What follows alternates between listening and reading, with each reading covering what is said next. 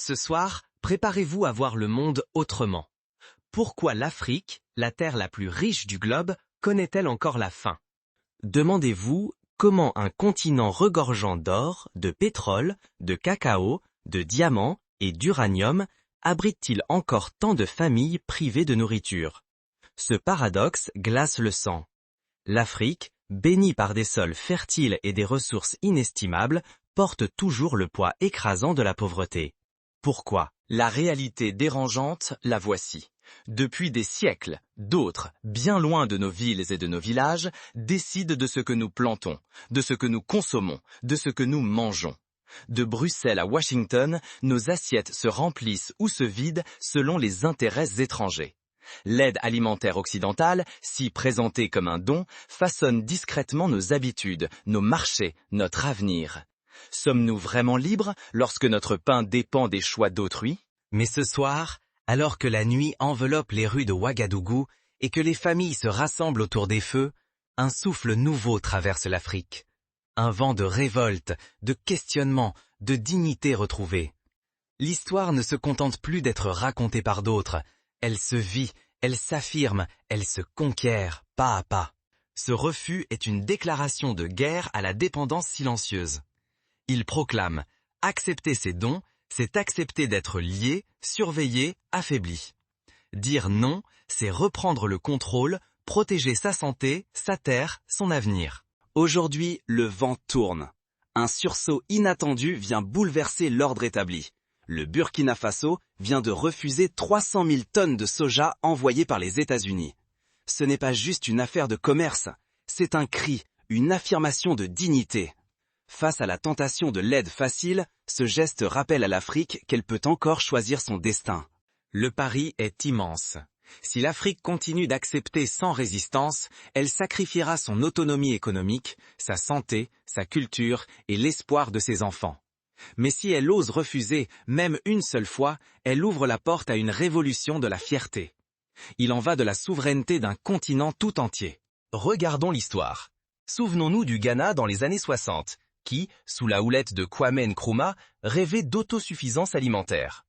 Le pays investit massivement dans la culture du cacao, mais les cours mondiaux, fixés à Londres, restaient hors de portée. C'est une leçon. Tant que la production, la transformation et la vente nous échappent, la richesse s'évapore vers d'autres continents. Mais ce refus n'est pas sans conséquences. Derrière cet acte, de nouveaux enjeux et de nouveaux dangers se dessinent pour tout un continent. Alors, quel choix ferons-nous? La facilité dangereuse de la dépendance ou la difficulté exaltante de la liberté retrouvée? Ce soir, l'histoire s'écrit sous vos yeux. Et ce nom du Burkina Faso résonne déjà, comme l'écho d'un réveil longtemps espéré. Pendant plus de 6 siècles, d'autres ont rédigé l'histoire de l'Afrique, dictant ses choix et décidant de son avenir. Attention, il ne s'agit pas seulement de mémoire, mais bien d'un enjeu brûlant ancré dans notre présent. L'Afrique, vaste et fertile, a trop longtemps été privée de sa voix, obligée de suivre sans jamais mener, condamnée à l'effacement. Des rois déchus, des empires éclatés, des peuples dispersés. Voilà comment l'Afrique est devenue un terrain d'expérimentation, un débouché pour les surplus venus d'ailleurs. Ce n'est pas qu'un héritage colonial, c'est une réalité qui façonne encore nos vies. Qui décide de ce que nous mangeons, de ce que nous semons? Qui tire profit lorsque nos marchés débordent de produits étrangers? Dans les ports africains, chaque année, des millions de tonnes de denrées affluent, comme si nos terres ne valaient rien. Le pain de blé européen, le riz asiatique, le lait en poudre américain, tous ces produits occupent nos assiettes bien plus que nos propres récoltes. Résultat, une dépendance enracinée, transmise de génération en génération, qui étouffe nos paysans, bride notre créativité et nous enchaîne à la dette et à la soumission. Prenons l'exemple du lait en poudre. En Afrique de l'Ouest, des pays comme le Sénégal ou la Côte d'Ivoire ont vu leur production locale de lait s'effondrer face à l'arrivée massive de lait européen subventionné. Les éleveurs locaux, incapables de rivaliser avec les prix artificiellement bas, abandonnent leur activité. Derrière chaque verre de lait importé, c'est une famille, un village, une tradition qui disparaît. Regardez l'histoire des OGM en Afrique du Sud. Au début des années 2000, l'introduction du maïs génétiquement modifié a rendu les agriculteurs dépendants des semenciers internationaux. Les cycles de crédit, les contrats de rachat, les conditions imposées ont miné l'autonomie des fermiers sud-africains. Beaucoup se sont retrouvés piégés, incapables de revenir à des semences locales. Le soja américain n'est qu'un exemple parmi tant d'autres. Derrière chaque cargaison, une chaîne invisible. Dépendance alimentaire, semences importées, aide dite humanitaire, devenue outil de pression. La générosité affichée dissimule trop souvent une stratégie. Diriger, influencer, imposer. Le don n'est jamais innocent. Mais pourquoi ce soja américain? Et pourquoi maintenant? Le vrai combat se joue ici. Tant que les Africains ne relèveront pas la tête, ils resteront les cibles de tactiques économiques qui minent leur autonomie. Nos marchés demeureront vulnérables, nos choix guidés de l'extérieur, nos enfants privés de la fierté d'ériger leur avenir. Ici, il en va de notre santé, de notre économie, de notre souveraineté. Le Burkina Faso vient de refuser une cargaison de 300 000 tonnes de soja américain. Ce geste n'est pas anodin. Il marque le début d'une nouvelle ère de résistance. Refuser 300 000 tonnes de soja, est-ce un acte de folie ou le coup de génie du siècle? Derrière ce refus, il ne s'agit pas seulement de nourriture, c'est un duel silencieux, une lutte souterraine entre souveraineté africaine et domination déguisée sous le manteau de la générosité occidentale. Ce soja importé est pas qu'un aliment, c'est un cheval de Troie contemporain, une arme à double tranchant. Accepter ce soja, à première vue, semble rationnel, pratique, presque bienfaisant. Pourtant, chaque grain venu des États-Unis porte des gènes modifiés entourés de brevets verrouillés. Planter ces semences, c'est lier le paysan burkinabé aux multinationales. Il ne peut ni ressemer ni s'affranchir. Saison après saison, la dépendance s'installe, imperceptible mais implacable. Souvenons-nous de la crise du coton au Mali, où l'introduction de semences modifiées a provoqué une vague d'endettement parmi les petits producteurs. Beaucoup ont perdu leurs terres et leur autonomie, remplacées par de grandes exploitations étrangères. Ce n'est ni simple commerce, ni diplomatie. C'est un levier de pouvoir politique. Accepter ces cargaisons, c'est céder sa souveraineté alimentaire. Accepter que d'autres dictent ce que l'Afrique doit semer, manger, espérer. Sous le masque de l'aide, quel danger? D'abord, la santé collective. Les effets à long terme des OGM restent incertains, parfois inquiétants. Ensuite, l'économie nationale. Le marché local saturé étrangle les petits producteurs, érode la filière et livre le pays à la merci de décisions étrangères. Le choix du Burkina Faso dépasse ses propres frontières. C'est une onde de choc. Un pays ose dire non à l'asservissement masqué, défie la logique mondiale et ravive la fierté du continent. À Ouagadougou, il ne s'agit pas seulement de soja, c'est un geste qui fait vaciller Washington, Bruxelles, Paris. L'enjeu est immense. Accepter ces importations, c'est compromettre la santé, l'économie et la souveraineté de toute l'Afrique. C'est écrire l'avenir des Africains à l'encre des intérêts étrangers. Refuser, c'est choisir la dignité, la liberté et l'autodétermination. Mais ce non historique est-il le premier pas vers une ère nouvelle? Quel bouleversement cette décision pourrait-elle déclencher pour le continent tout entier, et au-delà? Le monde observe. L'Afrique, désormais, retient son souffle. Ce refus résonne-t-il comme un simple sursaut, ou amorce-t-il une véritable révolution? Le refus historique devient un détonateur. Partout en Afrique de l'Ouest, une vague de fierté et de doute remue les villages, les villes et les parlements. Sur les ondes des radios locales, une question revient. Devons-nous continuer à avaler ce que nous ne produisons pas ou retrouver la force de nos racines? Un seul pays qui ose dire non, c'est déjà un séisme. Mais imaginez la force de 54 nations qui relèvent la tête ensemble. Le geste du Burkina Faso n'est plus isolé. Le Mali, le Niger, la Guinée et tant d'autres observent, murmurent, s'inspirent. Certains commencent à remettre en question ce qu'ils tolèrent sur leur marché et dans leurs assiettes. Pour comprendre la portée de ce refus, rappelons-nous la politique de l'Ujamaa en Tanzanie dans les années 70, sous Julius Nyerere. Par un retour à la collectivisation rurale, la Tanzanie a tenté de renforcer l'autonomie alimentaire. Bien que cette expérience ait été difficile, elle a posé la question fondamentale de la souveraineté sur la production agricole. Une révolution s'amorce, à la fois agricole et mentale. Chaque semaine, davantage de jeunes agriculteurs se tournent vers le mil, le sorgho, le fonio, le manioc, l'igname.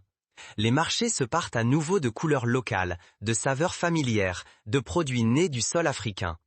Ce retour à l'essentiel ramène la confiance, la dignité, la fierté d'un savoir transmis par les anciens. Dans la région des Grands Lacs, des initiatives comme Eat Local encouragent la consommation des produits locaux. Au Rwanda, par exemple, le gouvernement a investi dans la promotion du haricot, de la patate douce et du maïs local, réduisant ainsi la dépendance aux importations. Ce n'est qu'un début. L'élan du Burkina Faso ouvre la voie à des alliances nouvelles, bâties non sur la charité ou la peur, mais sur le respect et la souveraineté. Déjà, des gouvernements africains discutent avec des partenaires d'Asie, d'Amérique latine ou entre eux. L'objectif, créer des filières de production et de transformation maîtrisées par les Africains eux-mêmes. Ce refus courageux dépasse le simple rejet d'une cargaison de soja. Il lance un défi à tout le continent. Et si nous reprenions enfin le contrôle de notre destin?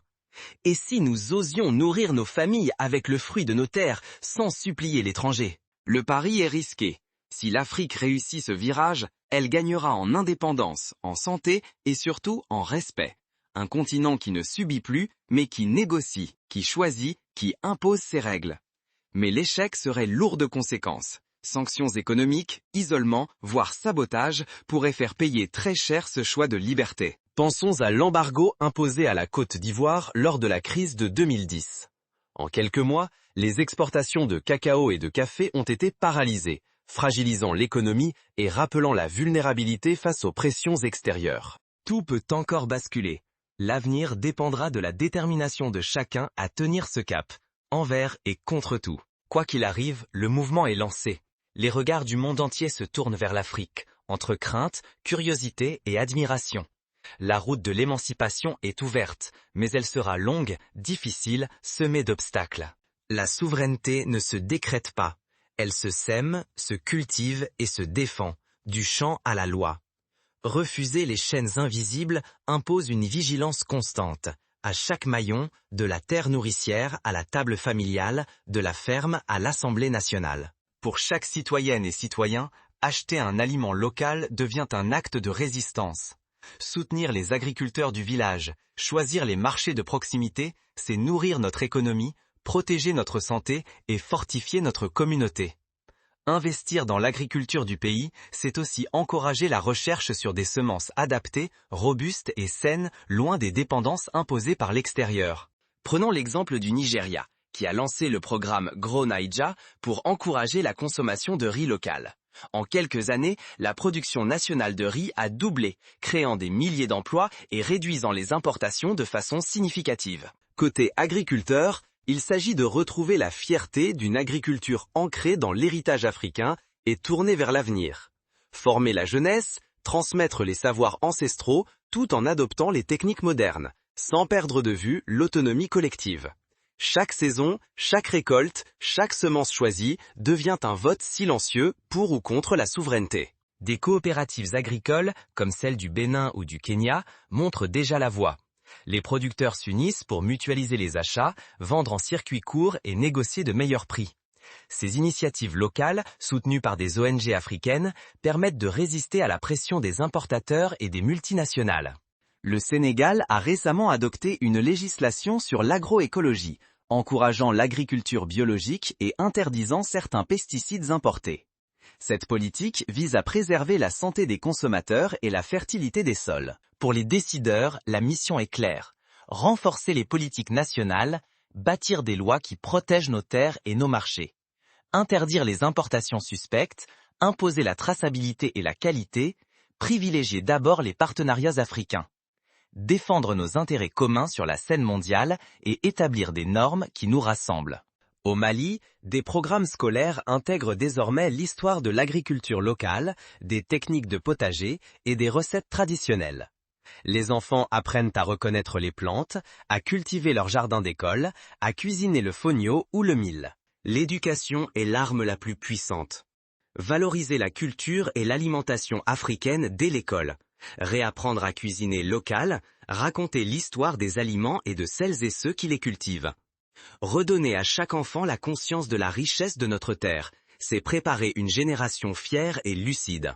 L'Union africaine, en relançant le projet de zone de libre-échange continentale africaine, montre la volonté de créer un espace économique où les produits africains circulent librement.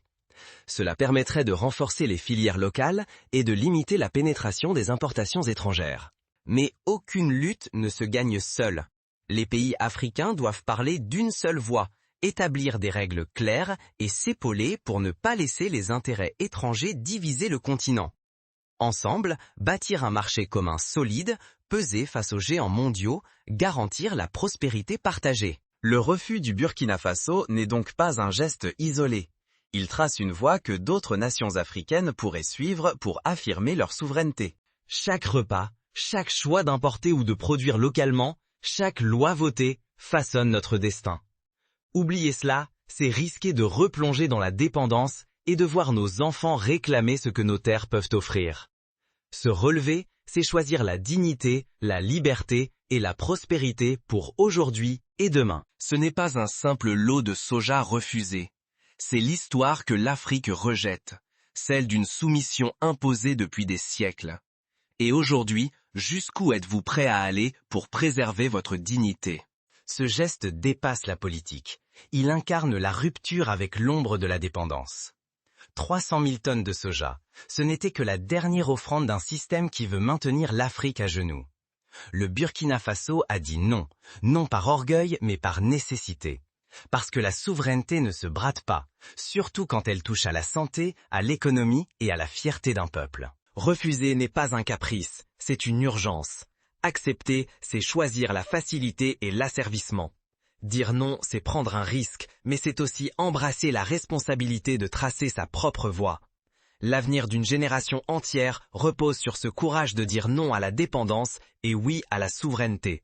Ce choix s'impose à chacun, dans ce que nous consommons, dans l'éducation de nos enfants, dans le modèle de société que nous bâtissons. Ouvrez les yeux. Chaque hectare cultivé localement, chaque produit africain préféré à l'importer, chaque projet porté par des mains d'ici, c'est une victoire contre la dépendance. Le vrai combat, c'est contre la résignation. Refuser, c'est s'opposer aux solutions toutes faites venues d'ailleurs. C'est inventer, bâtir, transmettre. C'est réveiller cette fierté profonde qui dort en chacun de nous. Aujourd'hui, chaque Africain doit se demander « Qu'êtes-vous prêt à refuser pour défendre votre souveraineté ?» Ce n'est plus l'heure des observateurs passifs. Le courage de dire non ne doit pas rester l'apanage des chefs d'État. Il doit se vivre au quotidien, chez tous, du cultivateur à l'étudiant, de l'entrepreneur à la mère de famille. Rien n'est offert, la souveraineté s'arrache, chaque jour, à travers des choix ordinaires mais décisifs. Alors demandez-vous, quelle dépendance pouvez-vous refuser aujourd'hui? Quelle chaîne êtes-vous prêt à briser? L'histoire ne se forge pas dans l'attente, mais dans l'action, par des gestes concrets et fiers. Refuser, c'est commencer à rebâtir. Ce n'est jamais facile, jamais instantané. Mais chaque geste compte, car il façonne la dignité d'un peuple et l'héritage transmis à ceux qui viendront. Le refus de 300 000 tonnes de soja n'est qu'un premier chapitre, écrit par des Africains pour les Africains. À ceux qui doutent encore, souvenez-vous. Chaque basculement commence par un simple non. L'avenir appartient à ceux qui osent refuser l'inacceptable et tracer leur propre chemin. Ce n'était qu'un commencement. Refuser le soja, c'est refuser l'injustice, refuser l'humiliation, refuser l'invisible. Mais c'est surtout refuser la fatalité. Ce refus doit devenir un réflexe collectif, une chaîne de volontés unies capable de hisser l'Afrique debout, puissante, digne. Fermez les yeux un instant et imaginez. Un marché africain où le mil, le manioc, le fonio dominent les étals. Où les familles, les enfants, les anciens célèbrent la récolte locale. Où chaque plat partagé est une victoire sur la dépendance, une fête de la souveraineté retrouvée. Imaginez des universités africaines qui enseignent l'agronomie adaptée à nos climats, qui forment des ingénieurs à inventer des machines conçues pour nos sols, qui encouragent les jeunes à entreprendre dans la transformation du cacao, du sésame, du karité. Imaginez des politiques publiques qui investissent dans les infrastructures rurales, irrigation, stockage, transport, accès au crédit. Chaque kilo de mil valorisé, chaque litre de lait collecté, chaque sachet de manioc transformé localement, c'est une richesse qui reste au pays. Et maintenant, posez-vous cette question. Que choisiront les générations futures? Hériteront-elles d'un continent debout, fier, autonome, ou d'une terre stérile, dépendante, vidée de ses ressources et de sa fierté? Le choix est entre nos mains, ici et maintenant. Ce soir, choisissez votre camp. Serez-vous ceux qui acceptent en silence ou ceux qui osent dire non pour libérer un continent? Pour finir, rappelez-vous, l'Afrique ne demande pas la charité, elle réclame sa place. Elle ne quémande pas, elle s'impose. Refuser, c'est remettre. Refuser, c'est vivre. Refuser, c'est écrire sa propre histoire. Et cette histoire ne fait que commencer. Le réveil a sonné. La balle est dans notre camp. Et le monde entier observe.